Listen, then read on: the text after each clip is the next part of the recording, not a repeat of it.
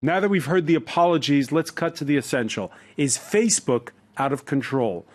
On the first of 2 days of testimony on Capitol Hill, the social network's 33-year-old founder and CEO, Mark Zuckerberg, certainly convinced Wall Street Facebook's worth soared by $5 billion in 5 hours. Zuckerberg says it doesn't feel like his empire constitutes a monopoly.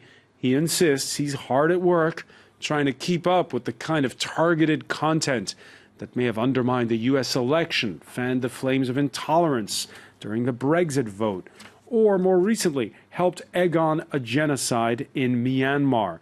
Zuckerberg claims he is for regulation, but under certain conditions. What are lawmakers going to do about it? In the U.S., well, probably not much. What with deregulation, religion for many under Trump and the current majority. But what about Europe and the rest of the world? What to do, how to go about it, and, well, is it already too late for a human race that may cheer when they hear news of a delete Facebook hashtag, but is doing, well, almost nothing about growing? It's curbing a growing social media addiction. Today in the France 24 debate, is Facebook out of control? Facebook, which, by the way, declined our invitation to join us. Their loss, because with us we have Sébastien Caron, CEO and founder of, how do you pronounce it, Mapster? Mapster, right. What does Mapster do? Mapster is the place, one app to save all your favorite places all around the world, the one that friends told you about, you want to remember, and to share that with your friends, with the trusted ones. Okay, with your trusted friends. We'll pick up on that point a little bit later on. Fadwa Edarbouche, co-founder of Zaido, which is an anonymous, it's basically like a forum kind of concept, right? Zaido is the first anonymous social network completely dedicated to the professional area. So professionals can exchange about what it's like in their workplace. Yeah, professionals who are working in the same industry can exchange messages about their career, promotions, salaries, evolutions, etc. All right, and with us as well is Fabrice Epelboin, lecturer and who teaches information warfare at the French Political Science Institute, Sciences Po, also an entrepreneur. You're co-founder of Yogosha, which does, well... It's a platform where you, as a company, you can ask a community made of ethical hackers to find security flaws, and they will sell it to you. It's called bug bounty. All right, so you test your cybersecurity, your defenses using there. A community approach. From San Francisco, California, Peter Eckersley, chief computer scientist at the Electronic Frontier Foundation. Thank you for joining us.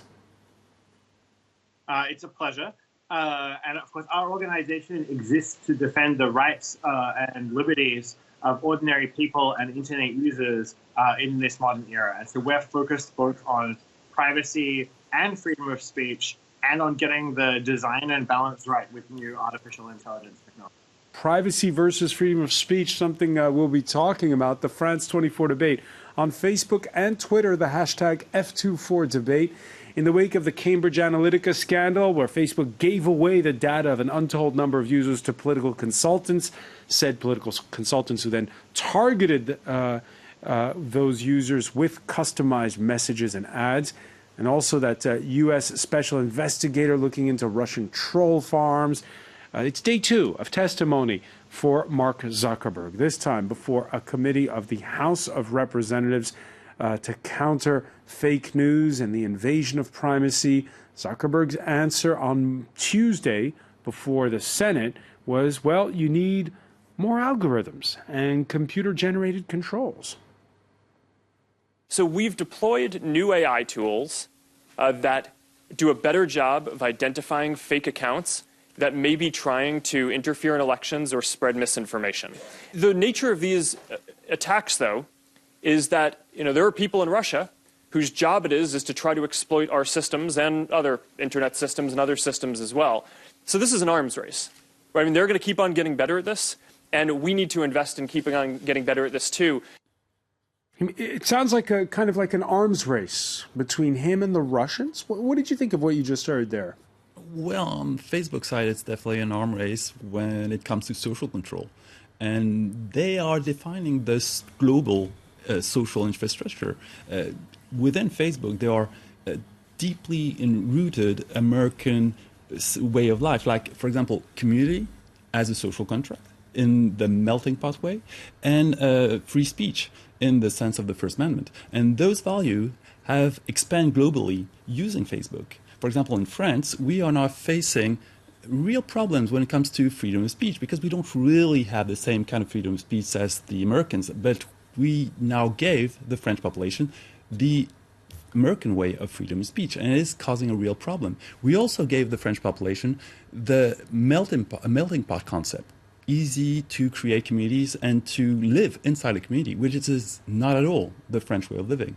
And this has been going on globally. Facebook is becoming a global social infrastructure. But the way he describes it, how look, I'm in a race with the Russians to try to keep everything above board. Well, I guess Mark Zuckerberg sees Facebook as the ultimate soft power tool for the U.S., and it is probably going to become this. Were you convinced, Peter Eckersley, by what you just heard?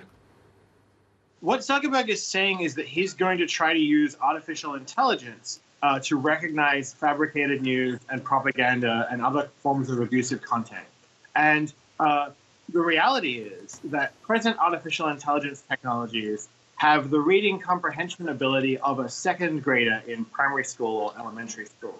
Now, that's very impressive to have a machine learning algorithm read as well as a child is very impressive, but it's not going to be at all adequate for telling the difference between propaganda and parody, or telling the difference between bullying and bragging.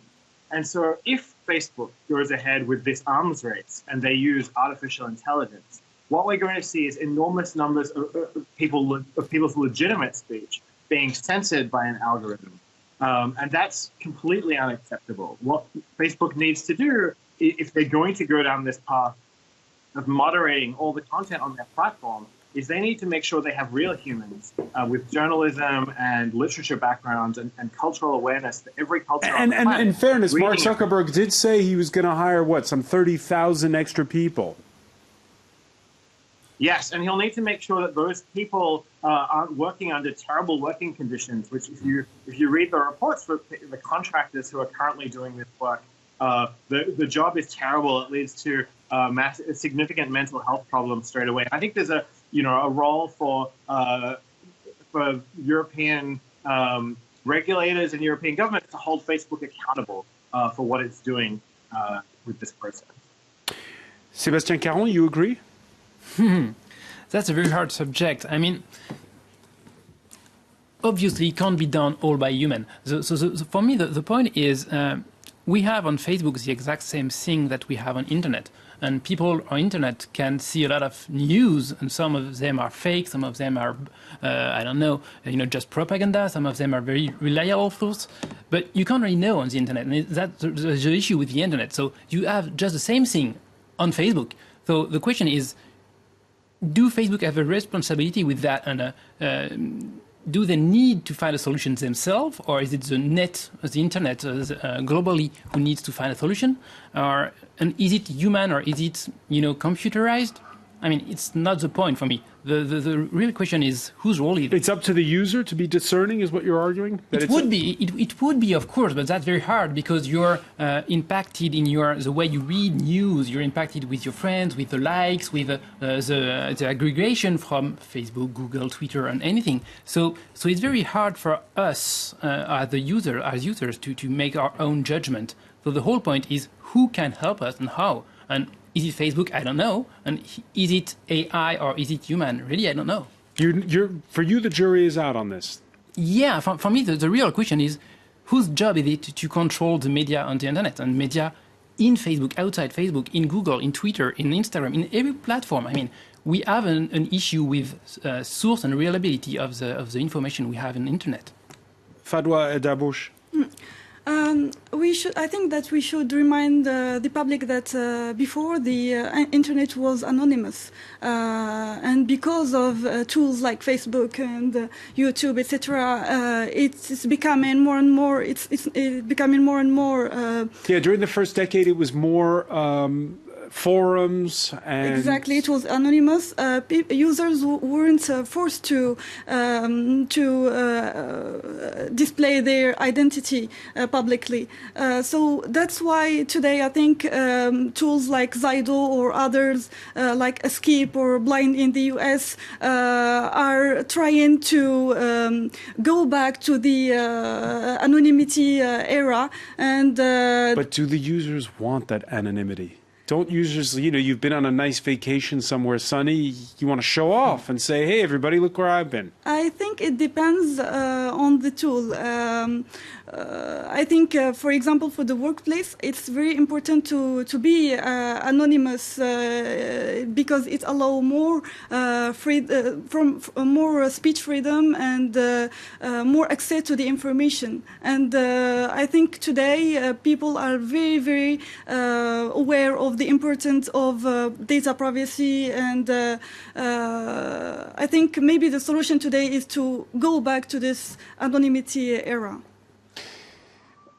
In addition to anonymity, well, anonymity is a really interesting topic on the internet. There is a very famous place for anonymity called 4chan, and lots of stuff came out of 4chan. Lots of Do people want to be anonymous? Some of them, yeah, for certain activities. It's really interesting. Exactly. Memes came out of anonymity. It's a very interesting cultural phenomenon. The anonymous, the activist anonymous, came out of this. So there's lots of interesting things coming out of anonymity. But to follow up on your analysis, we knew before Facebook an internet centered on content, and we now live since Facebook on an internet centered on people, and it's a very different internet. And the internet centered on people is really changing the way people assemble, the way community are created, and the way the social infrastructure in every different culture, every different country is created and is changing today. And Facebook has a huge impact on this, and it's definitely out of control. Thanks God. Facebook being in control on the way people assemble themselves worldwide would be terrifying. Peter Eckersley, we have a comment on the hashtag F24 debate. I'm going to read it to you. Zuckerberg said for, quote, security reasons, Facebook tracks which web pages you visit even when you're signed out. He said it was like self-evident. How does it benefit me to be tracked?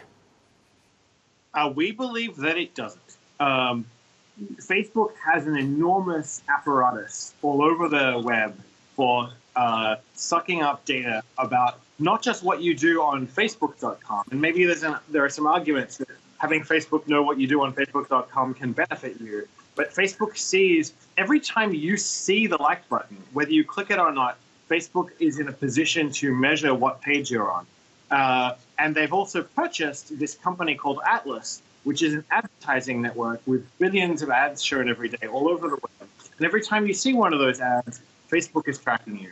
And we believe to which Facebook would answer, hey, it's free to use the service. There has to be some trade-off so we can make money. So they run advertising on Facebook.com, and maybe that's fine. We recommend that people install a privacy protection tool. We make one ourselves called Privacy Badger that blocks that third-party tracking. It doesn't do very much yet to block tracking on Facebook.com. Maybe we need to do more there as well. But at least on Facebook.com, you know that that's the bargain. You didn't sign up to be tracked on Le Monde or France 24, by Facebook. And that's what's happening. I think we need to take steps to prevent that. CBS interviewed a former Facebook platform's operations manager who explained how the network wasn't built with user privacy in mind. It's important to remember that apps on Facebook, when you use them, they ask you for permission to access specific kinds of data, whether it's your name or your email address or your friend list or photos or other information. And once you click allow or tap allow, all that information passes from Facebook to the application developer. And the problem is that once the data goes to the developer, there's no insight into what the developer is doing with the data. And there's no control by Facebook as to what they do. And this has been a known problem since 2010. This has been a known problem since 2010, he says, but the privacy settings were really changed in 2015. Is there a discrepancy? Is Mark Zuckerberg telling pies? I mean, that's very important what is said there, because when we have three actors. We have Facebook, we have the developers, and we have the users. And what I've been told here is that the user allow the developer or Facebook to give his information to the developers. And then the issue that Facebook have is that they can't control what is going on with this data afterwards. But the user was asked for this data, and he said allow. And he said, yes, I want to give that data to this developer. So the issue is here. I mean, it's not just Facebook. And of course, Facebook had an issue with this kind of, it lets access data from your friends. And that's what has been changed in 2014 or 15. And now, for a developer, because as for myself, I'm a developer, and with Mapster, we access some Facebook information because we want for our users to have a quick access to the app with just one button, click connect, and we access the name, first name, last name, and picture of the user. And for that, we need their permission. And if we want to access, for example, the friends of our users, the friends of Facebook, we need them to say, yes, I'm going to give you access to my friends, but I will only have access to those friends who have already accepted to be on Mapster. So it's very, very limited now. I mean, it was not before 2015, but it really is limited now. Yeah, one reaction on the hashtag F24 debate. The Zuckerberg witch hunt is a smokescreen. The truly illegal damage is done by those down the line, like Cambridge Analytica. That's that consultancy we were talking about. All the stuff we put on Facebook is out there, and we know it, and that's what we've always wanted, because, it's 87 million people who are getting, or 87 million users who are getting these letters saying, or whatever, these announcements saying, watch out, your privacy may have been tampered with. But it wasn't 87 million people who agreed to give their data away. It was a much smaller number, but friends of friends get rolled friends up. Friends of users, not friends of friends, just friends of users. Right. And those friends of users did not accept, but their friends, there's the users, they said, yeah, I'm going to give my friends data, and that's a real issue. And that's what have been changed in Are we letting Facebook off the hook a little too lightly if we're saying, look, it's the fault really of third parties that abuse the data? I just want to go back to what my colleague said. I think that the problem here is that yes, user accept that Facebook gets access to the positions and it's all the other information. But I think the users aren't aware of how this data will be used after, and I think that's the problem. I think it's easier to accept that Facebook access to this information. But I think there should be more work about explaining how this data will be used after. I can say from yes a and legal no. point of view, it's called informed consent, and there was nothing like information about what Facebook was doing or is doing right now with our data. Nobody really knows, and nobody really knows how to read those users' agreement because it's way too complex. Yeah. So lots of people have been giving away information without really realizing not only what they were giving, but what could be done with those personal information. And Cambridge Analytica is definitely proving that really nasty things can happen with your personal information, not only for you, but for the whole community, for the whole democracy. And when we come back, we're going to see how this has people worried all over the world in places where you have elections coming up, like India and Brazil. Stay with us. You're watching the France 24 debate.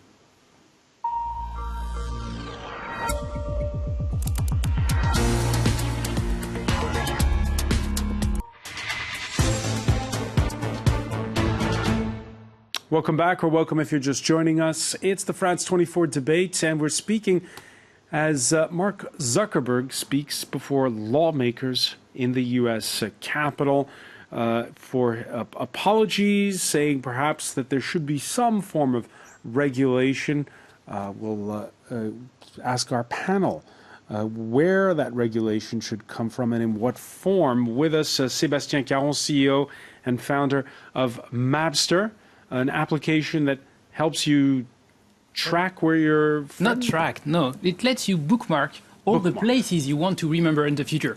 Either places you went and you loved it and you just want to remember those places because it was an old trip or something like that, or because someone told you about like this new bar, or you just read a magazine and you see this fabulous place you want to try, or for your next vacation. So just like a very big bookmark map where you're going to save all your places and then share those places with your friends if you want to. All right. Not all the social networks, by the way, are American. Fadwa Edarbouch, yours is called Zaedo, and it's the first anonymous social network about the workplace in Europe. And the idea here is to allow professionals to talk about their career, compensations, etc., freely and honestly without fearing the hierarchy, for example. All right, with us as well, Fabrice Epelboin, who teaches at the French Political Science Institute, Sciences Po, co-founder of YoGoSha, which tests the cybersecurity for firms with the aid of leveraging white hat hackers community.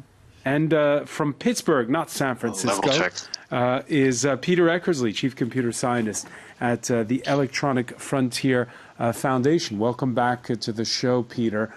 We were talking... Thank you, yes. Normally San Francisco. Normally San Francisco, today Pittsburgh. Pittsburgh, which is also a big tech hub, by the way. Facebook, a behemoth, by the way, that also owns Instagram, WhatsApp. It controls 80% of social media traffic on mobile phones, says French newspaper Le Monde. Now, in this new age for global capitalism, where information is the commodity, the power of a Zuckerberg is sometimes compared to that in his day of a Rockefeller over big oil. You don't think you have a monopoly?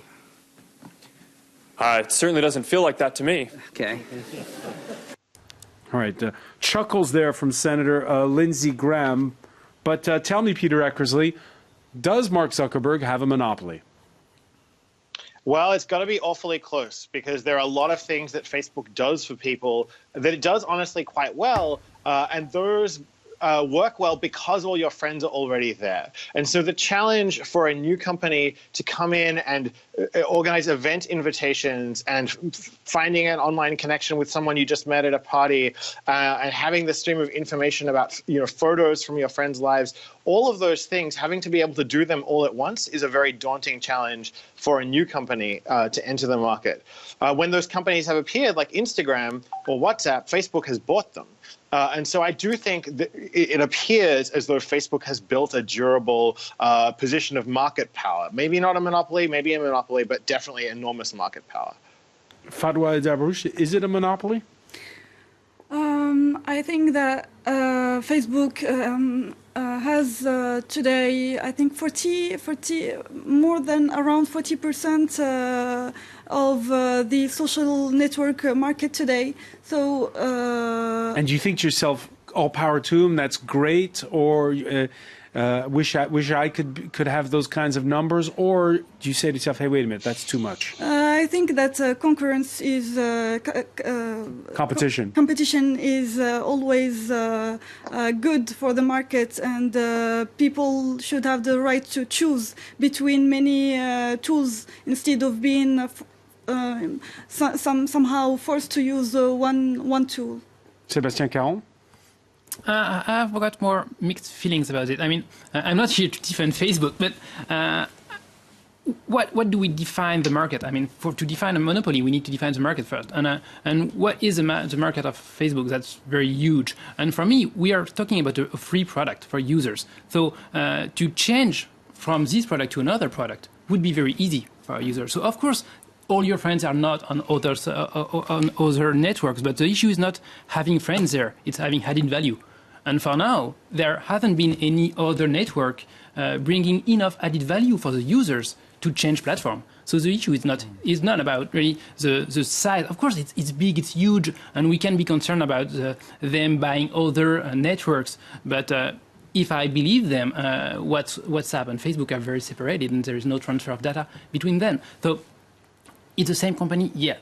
Is it good or not? I don't know, and I'm not here to judge. And how about the power of Mark Zuckerberg himself? 33 years old, and the setup at Facebook is such that he's the decision maker. Nobody can really kick him out, even if they wanted to. Can one person have that much power in their hands? That's a very big question. I mean, Facebook here is bigger than the country and has more power than the country. So how does it has to be, decide and govern? What should be the government of something like that? I don't know. But I think the subject is not just Facebook. I mean, the subject is more broader than that, and it's really internet. And internet is so huge, and there is so many freedom on internet that you can do a lot of great things, but a lot of bad things too. Facebook is in part of that, but all other companies are part of that too. So the real question about data privacy, about tracking, is not just Facebook. Which brings us to the subject of Europe. Fabrice Pelboin, the European Union's reaction to the Cambridge Analytica scandal has been, we're going to regulate. Well, what are they going to do? Well, they're going to apply the GDPR. And explain what the GDPR is. GDPR is a set of European laws that is going to be in application in France in a few weeks. And the basic principle is that companies are in charge of protecting personal data, and they cannot spread away personal data or have data leaks all over the place without facing consequences, and very serious consequences. Things that can go up to 4% of the global earnings from a company. Mark Zuckerberg, by the way, who in testimony a few hours ago before the House of Representatives saying, quote, he doesn't know when Facebook will launch those new European privacy controls, but we're working on it.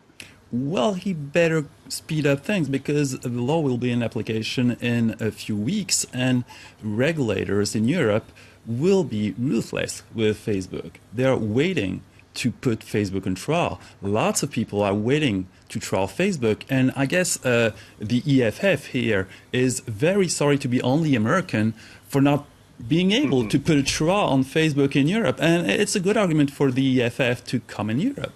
Peter Eckersley, are you going to take that invitation up? Look, we have some presence in Europe, and we've been trying to work on the GDPR and how it interacts with our do not track proposals and privacy badger and so forth. But I think there's a deeper question that goes beyond the GDPR that Europe and actually everyone on the planet needs to grapple with. And that is, what objective do giant corporations, internet corporations, advertising corporations like Facebook have from the market, from capitalism? And the objective they have right now is to make as much money as possible. How do they make as much money as possible? That they do that by making people spend as much time as possible on Facebook and click on as many ads as possible on Facebook.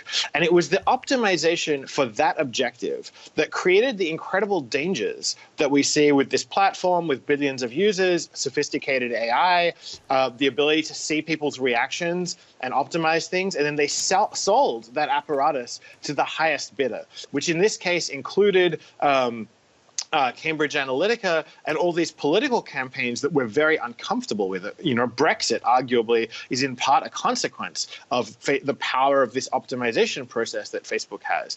And so I think the question we need to ask ourselves is, can we change Facebook's objective?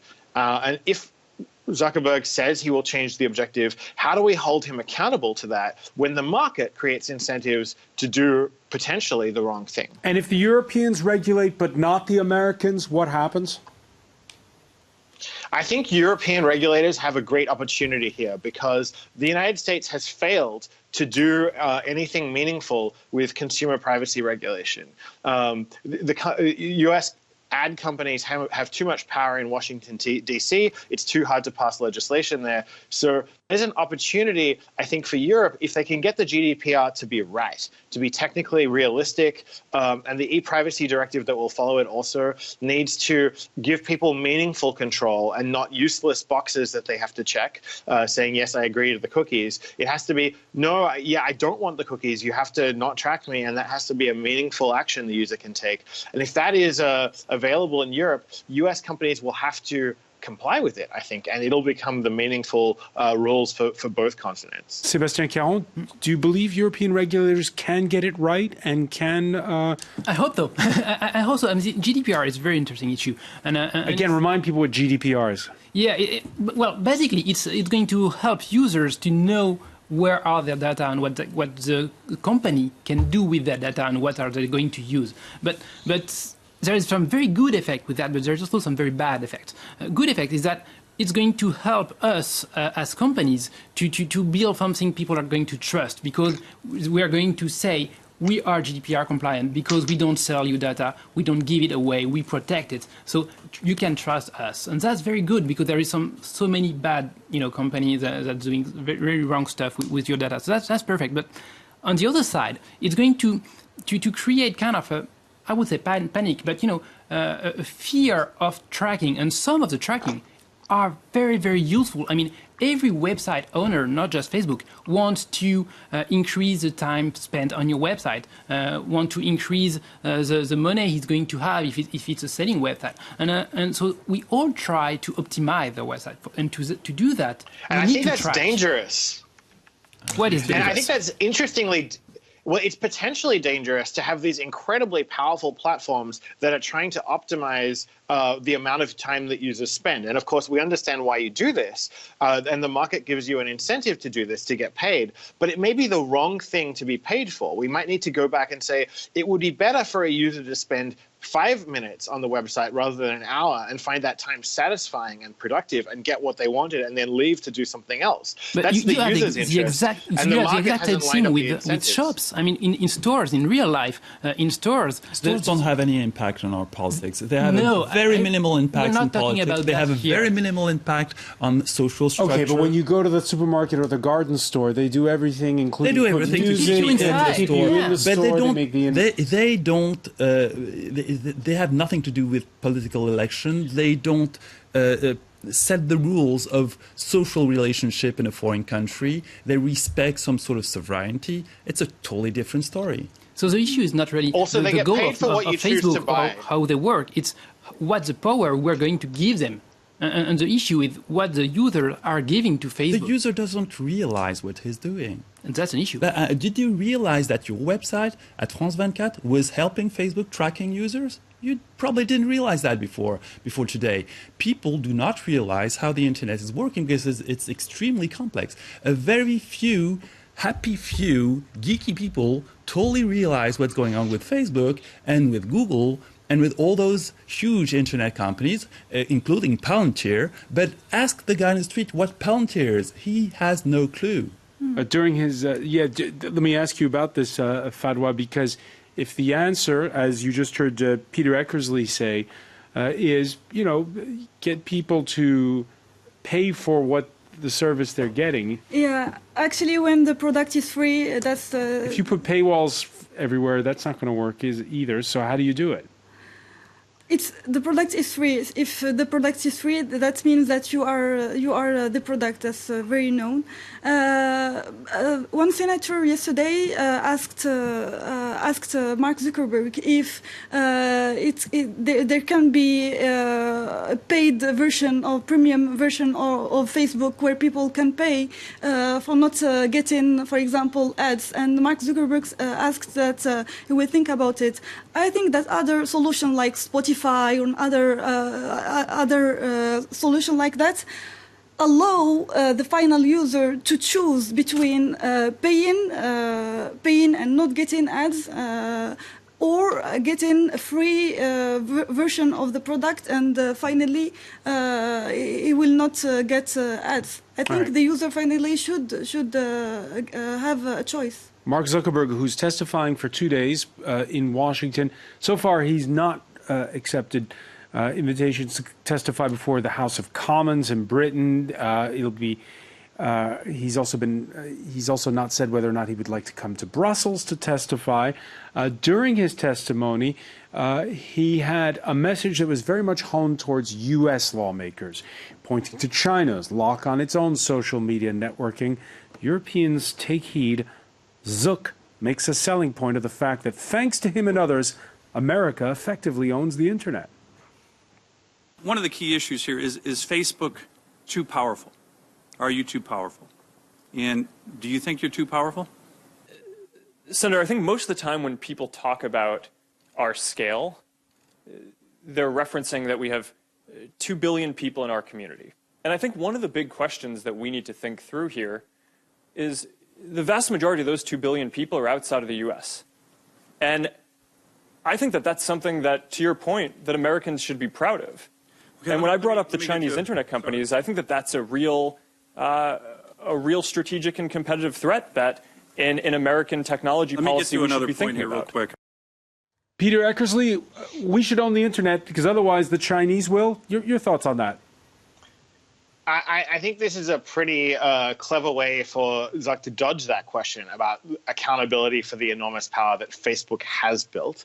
I think that Europe should ask itself, can we be creative? I don't think taking the Chinese model of cutting things off, but is there a way that Europe could create a European alternative, new competition for Facebook that's funded differently, more creatively, maybe like Spotify, maybe funded by European governments or the European people in some different way that shows that there's a different way to build technology. I mean, those are hard questions. I don't have answers to them. I think that those are the questions that people in Europe could ask themselves. How do we build something creative in response to Facebook? The Europeans tried it with a search engine. They tried it many times. It always failed. How did that go, Fabrice Eppelboin? It always failed. Why does it always fail?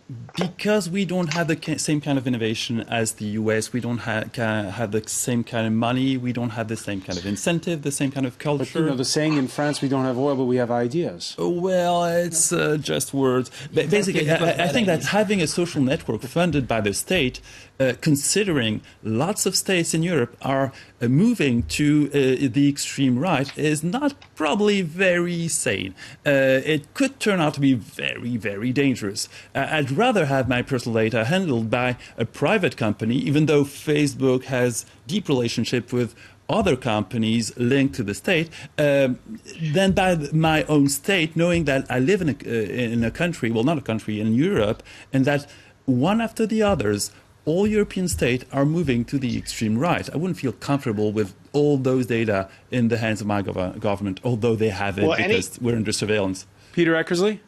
Any new social network, I think, if you're trying to build one, should use encryption so that the people running the network can't spy on all of the communications that are happening there. So if you're thinking creatively, I think that's one of the things you should put on the list is structural protections against some of this surveillance. Sébastien Caron? Yeah, my thought is that it failed for European initiative because we try to build things and new products based on fear. And I'm pretty sure that we can't build a new company based on fear. And most of our users, they don't really, they care about their privacy, but not that much. So saying, I'm just going to do another Facebook or another Google or another platform just based on fear of privacy, that's not going to work. If you want to build something new, just add some values for the user. I think it depends on the tool. For example, for a professional context, I think privacy is very important. If you're gonna judge your boss or your colleague, I think it's very important that you should be sure that your data is protected and there will never be a leak of data. Actually, at Zaido, that's why we really believe privacy design. We do a lot of effort on privacy and security. We work with a lot of security experts, and now we are trying to. We are working on the GDPR. That will start in May. The regulation by Europe, and we'll leave it there just with one more reaction on the hashtag F24 debate. I actually feel sorry for the guy. There's nothing worse than having to explain Facebook to a bunch of seniors, a reference to Zuckerberg before those lawmakers in Washington. Fadwa Edarbouche, I want to thank you. I want to thank as well Sébastien Caron, Fabrice Eppelboin, Peter Eckersley for joining us from Pittsburgh. Stay with us. Media Watch is next.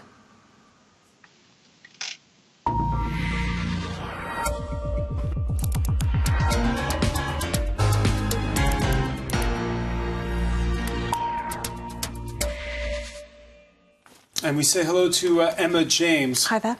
Emma, how's day 2 going? Well, On a very superficial level, Mark Zuckerberg certainly looks more at ease today. Yesterday, he looked very, very uptight. A lot of people talking about the fact that he looked like a robot. In fact, many people likening him to a... It was the suit, maybe.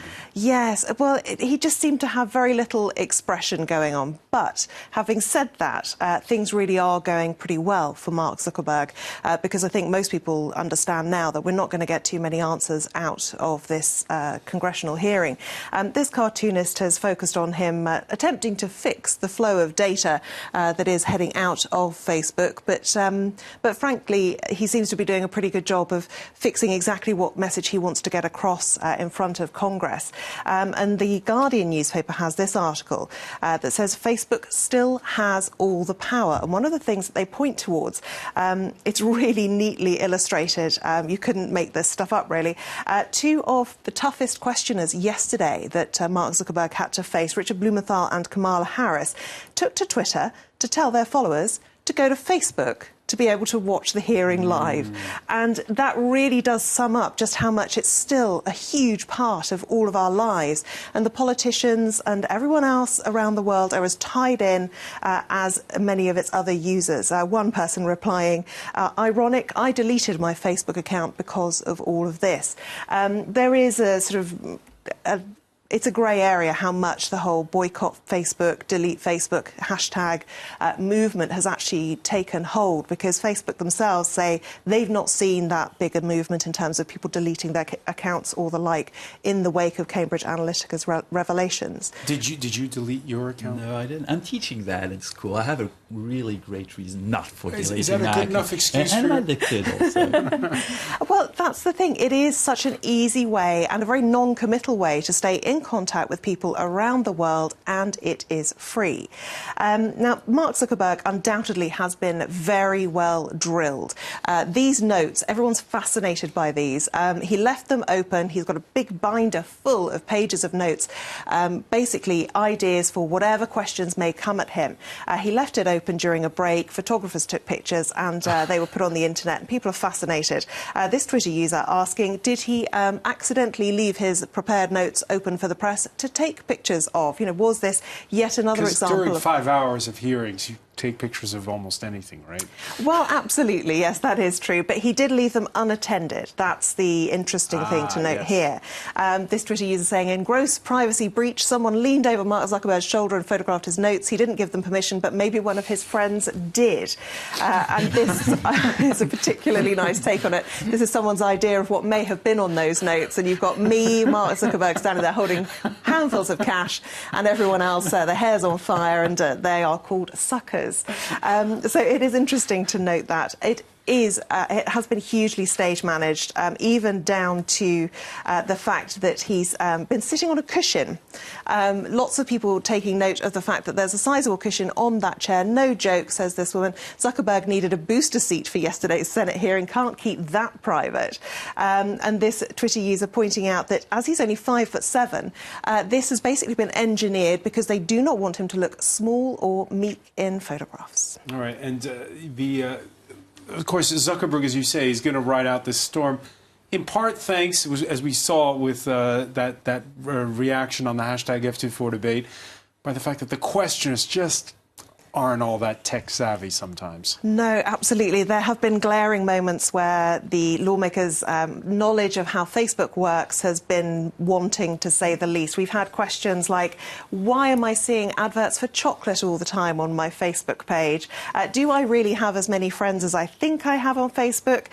Somebody else talked about emailing on WhatsApp, and would that be spied on? Well, WhatsApp is encrypted, and you can't send emails via it. Somebody else asked, how do you make money? Now, that's the most obvious question, given what we're actually talking about here. They make money from adverts, not from charging people. I think undoubtedly one of the high spots had to be the moment, many people joking about this. Mr. Zuckerberg, a magazine I recently opened came with a floppy disk offering me 30 hours of something called America Online. Is that the same as Facebook? Because lots of people really just think they are... No, that didn't happen, though. No. I hasten to add that is a joke. And Stephen Colbert as well making jokes about this. this one. Almost feel bad for Zuckerberg. There's no way he left that room full of old people without having to set up their Wi-Fi. But it is a real problem, much as people are joking about it. One of the other interesting points as well is that a lot of politicians have chosen to use their moment in the spotlight to kind of veer off topic, including Ted Cruz, who talked a lot about political bias, and in particular the removal of conservative pages, fan pages and the like. And he talked a great deal about this, and he really used up his 5 minutes to do that. What is interesting to note is that there was a real echo chamber on Twitter. If you were on Twitter at the time, you would have thought Ted Cruz was doing the most amazing job of dismantling Zuckerberg, the Columbia Beagle saying it was absolutely glorious. But it's worth pointing out that Ted Cruz was actually one of the biggest customers of Cambridge Analytica, paying them $5.8 million before all of this news broke. This was 2015, 2016 for his presidential campaign. So no wonder he didn't want to focus on data being leaked because, of course, he had such strong ties with that company. All right, we'll leave it there, and we'll continue to follow the trail on this one. It looks like it's not over yet. Many thanks, Emma James. I want to thank our panel once again. Thank you for joining us here in the France 24 debate.